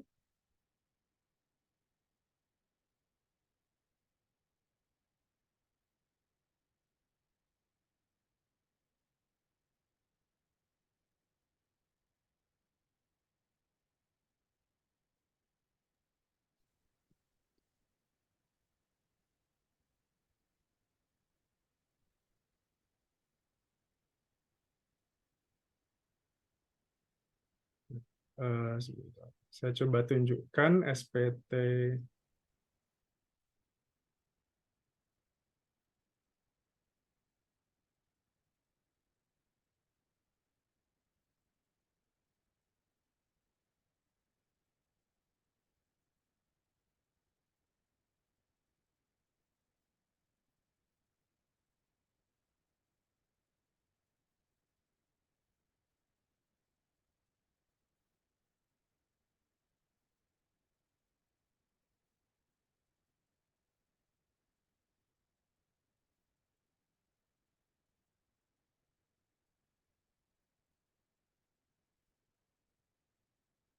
Oke, saya coba tunjukkan SPT IFOM-nya. Nah, ini ya. Ini adalah SPT IFOM-nya pakai 1770 ya. Ini tahun 2022. Nah, yang harus diperhatikan pada saat pengisian SPT pertama ini ya, ini kan biasanya paling terakhir, lampiran terakhir ya yang harus kita isi. Di sini ada dua pilihan, pembukuan atau pencatatan. Nah, kalau misalkan kita pakai pencatatan, jangan lupa kita pilihnya yang ini ya, gitu. Defaultnya biasanya pencatatan, tapi jangan lupa dicek aja ya. Jadi jangan sampai ketuker gitu. Kemudian untuk yang harta minimal harus ditulis ya minimal satu harta. Paling gampang apa? Uang tunai. Nggak mungkin orang itu nggak punya uang tunai gitu ya gitu. Posisi per akhir tahun kira-kira berapa saldonya gitu ya. Jadi posisi 31 Desember 2022 di dompet kita gitu ya sederhananya ada uang kas berapa seperti itu. Kemudian ini kode harta, kode utang, kode keluarga juga harus diisi, disesuaikan. Nanti kita akan ada praktek sendiri ya pengisian ininya. Ini sekedar pengenalan dulu. Kemudian di sini yang lampiran ketiga itu adalah terkait dengan PPA final. Makanya tadi ya ada 3 formulir S, SS, dan 1770. Nah, saya seringnya gunakan yang ini ya biar lebih enak karena relatif lebih detail. Kemudian tadi ya ini untuk yang istri ya, istri dari satu pemberi kerja cukup dimasukkan ke sini. Jadi bukti potongnya tadi misalkan A1-nya itu katakanlah berapa? Misalkan 100 juta gitu ya A1-nya. Kemudian pajaknya yang di bukti potong itu berapa? Misalkan 2 juta misalkan. Gitu. Jadi otomatis. Jadi tidak perlu dimasukkan di SPT tahunan suami. Jadi cukup lapor di sini aja. Nah, ini kalau untuk yang UMKM ya. UMKM kita centang yang ini. Kemudian nanti ada istilahnya di sini. Gitu. Nah, ini ada tambahan. Nah, ini masih pakai format yang lama. Ini biasanya ini kalau ini bisa dimanualkan ya, kalau yang sekarang ya, gitu. Jadi NPP-nya nominalnya itu kalau ini kan masih otomatis ya. Jadi misalkan peredarannya di sini, nah di sini otomatis nih muncul karena belum ada yang 500 juta. Nah, besok saya coba untuk yang apa? Yang ini sudah bisa manual ya, gitu. Jadi ini manual. Jadi sepanjang masih belum 500 juta ini bisa nol, gitu. Oke, itu terkait dengan PP23 ya atau UMKM masuknya ke sini tadi. Ini kalau misalnya, nah kemudian ada juga yang terkait dengan Natura kan kemarin sempat dibahas ya. Natura itu ada yang objek pajak, ada yang tidak gitu. Nah, nanti masuknya ke sini aja ke penghasilan lain yang tidak termasuk objek pajak. Gitu. Atau kalau di formulir yang baru itu sudah ada ya kalau nggak salah ya di sini tentang Natura gitu. Jadi dimasukkan aja ke sini. Gitu. Jadi bukan termasuk objek pajak. Termasuk juga dividen. Dividen orang pribadi itu kan nggak kena pajak ya. asalkan diinvestasikan. Nah, diinvestasikannya berarti nggak di sini lagi. Ini kalau dia store, kalau dia dipotong pajak atau store sendiri.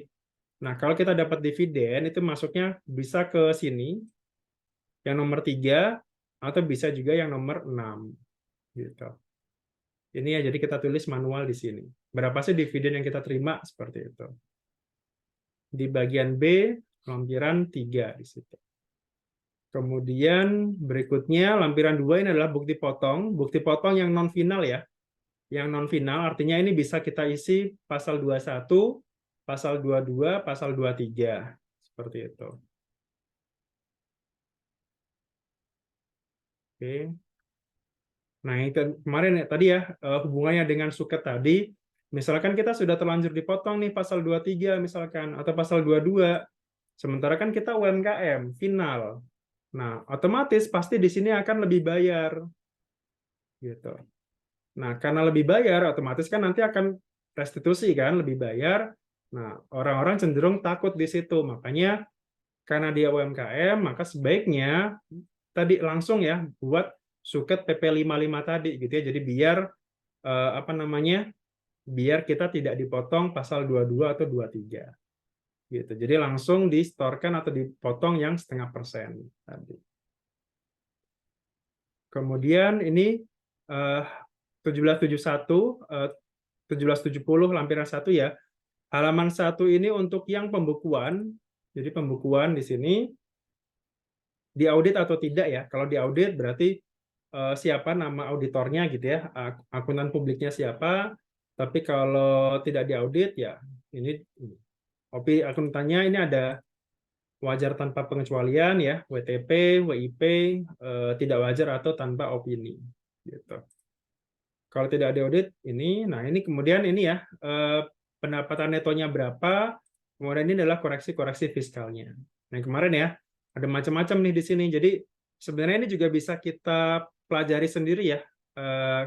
Kira-kira pendapatan yang dikoreksi di fiskal itu orang pribadi apa saja sih misalkan. Ini ya biaya yang dibebankan untuk kepentingan pribadi, kan kemarin nggak boleh ya.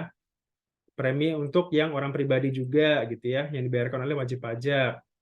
Kemudian natura, harta yang dihibahkan, PPh ya, khusus PPh ya jelas di sini. Gaji yang dibayarkan kepada pemilik atau orang yang menjadi tanggungannya, sanksi administrasi, selisih, penyusutan komersil dengan fiskal, biaya 3M di luar yang dikenakan PPh final dan tidak termasuk objek, serta positif lainnya.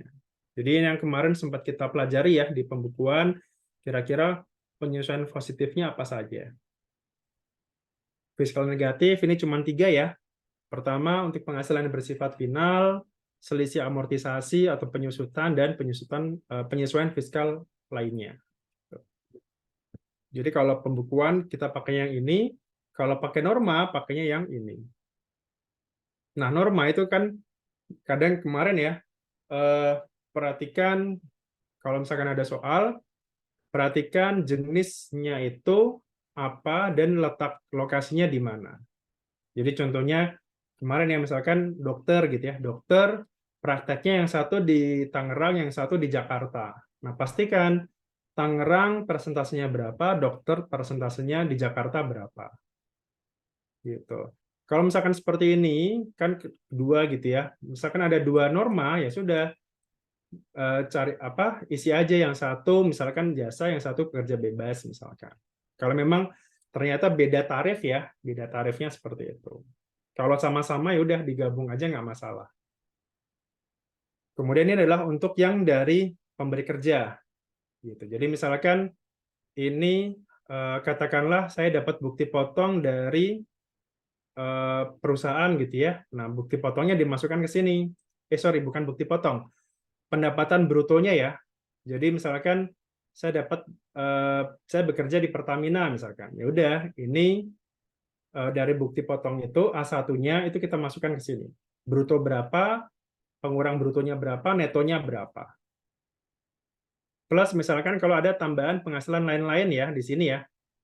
Kan kemarin ada ya, kayak misalkan royalti, sewa. Di sini sewa khusus yang selain tanah dan bangunan ya. Jadi ini adalah sewa untuk yang kayak kendaraan, mesin, segala macamnya, masukkan ke sini. Hadiah atau penghargaan ya, sini keuntungan dari penjualan harta, kayak kemarin, misalkan kita beli mobil, kita jual mobil di atas harga nilai buku kita, misalkan, itu berarti untung. Atau misalkan kita jual saham yang sudah ada capital gain-nya, misalkan, itu juga termasuk penjualan harta. Bunga di sini adalah bunga yang diterima yang dipotong pasal 23 ya, bukan yang final. Nah, kalau sudah masukkan ke sini semua, kita nanti akan masuk ke induk. Nah, ini tadi ya, ada KK, HB, PH, dan MT. Misalkan kalau kita pilih MT, akan masuk nih NPP istri dan suami gitu ya. Misalkan kita masukkan NPP istri, seperti ini misalkan. Nah, nanti akan ada penghitungan PH atau MT di sini, otomatis muncul. Nah, ini penghasilan neto suami, istri berapa. Nah, kayak tadi ya, pendapatannya ini otomatis muncul gitu ya. Dan ini ada untuk yang istrinya. Nah, ini misalkan suami gitu ya, suami dia nanggung berapa, misalkan K3, istri harus yang TK0, nggak boleh masing-masing berapa gitu, nggak bisa. Jadi harus kalau di sini sudah K, di sini sudah yang TK gitu. Ini seperti itu ya. Jadi ini kosong karena datanya memang masih nol. Ini kalau mau ditambahkan seperti itu. Ini ya. Jadi nanti akan ada semacam apa? Semacam ini proporsional gitu ya. Jadi misalkan ini istri yang dipotong pajaknya segini, suami berapa gitu. Dan masing-masing harus nanti akan dibawa ya. Jadi angka ini nanti akan dibawa ke lampiran induk seperti itu. Nanti akan dibawa ke sini gitu. Nanti akan coba kita akan coba kita praktekkan ya seperti apa misalkan kalau PH atau MT seperti itu. Oke, barangkali itu sedikit pengenalan ya untuk SPT orang pribadinya. Nanti mungkin besok kita akan coba gali lebih dalam lagi terkait penghitungan dan juga pelaporan PPH orang pribadi. Gitu. Ada yang mau ditanyakan? Silakan. Terakhir, sebelum kita tutup pelatihan pada malam hari ini, silakan. Dari Ibu Putri mungkin sudah cukup jelas. Tadi ya, kalau ada pertanyaan boleh ditujukan di grup atau boleh di-scan. Misalkan katakanlah kalau ada pertanyaan, biasanya di YouTube saya mungkin sudah ada ya. Jadi tinggal, nah untuk elemen misalkan kita mau cari tahu tentang ini gitu ya. Misalkan kita mau cari aja nama depan, misalnya depannya gitu ya. Kalau misalkan mau cari, kan ini kalau harus cari satu persatu kan ini ada sekitar sudah ada 383 video ya. Kalau mau cari satu-satu kan agak repot juga gitu. Nah, coba bisa cari by playlist di sini. Ini sudah ada, coba saya sesuaikan playlistnya. Ini khusus ya, misalkan daftar, bayar, lapor, kemudian kalau mau belajar terkait dengan unifikasi ada sendiri, PPH masa 21 ada sendiri, terus belajar PPH, kemudian lapor SPT tahunan tadi ya, tutorial umum, e-faktur ada sendiri juga gitu. Nah, kalau misalkan mau cari yang lebih spesifik, misalkan Justian terkait tanya hitung PPH orang pribadi gitu ya. Nah, biasanya muncul gitu ya ini. Jadi khusus video-video saya tapi yang membahas terkait PPH orang pribadi. Gitu.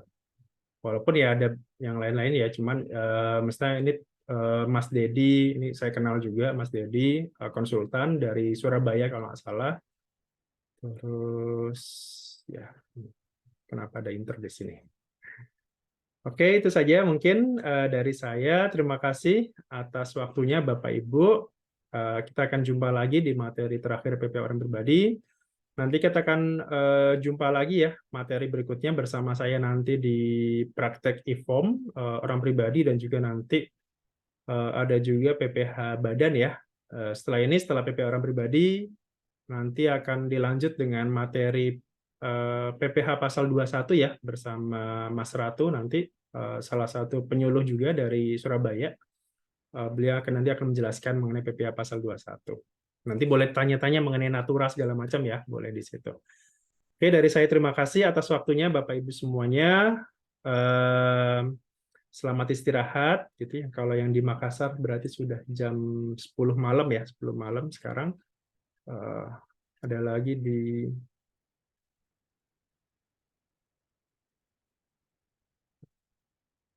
Oh, oke. Saya coba nanti baik Bu Febrina nanti coba saya cek lagi ya. Karena saya itu tadi saya lupa atau malah merasa sudah balas tapi lewat omongan gitu ya, nggak saya ketik gitu. Nanti coba saya cek lagi Bu. Baik, terima kasih ininya responnya. Itu saja. Baik, terima kasih Bapak Ibu. Selamat malam, selamat istirahat. Sampai jumpa lagi di hari besok di jam yang sama ya, insya Allah jam 7 malam waktu Indonesia Barat. Dari saya, Assalamualaikum warahmatullahi wabarakatuh. Waalaikumsalam warahmatullahi wabarakatuh. Saya izin matikan recordingnya.